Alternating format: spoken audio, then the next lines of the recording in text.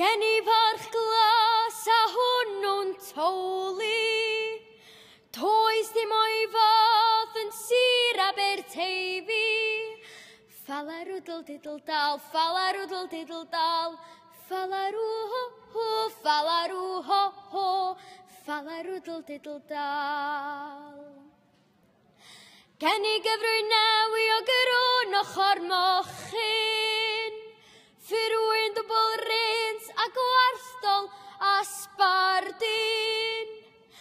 Falarwdl didl dal, falarwdl didl dal, falarw ho ho, falarw ho ho, falarwdl didl dal.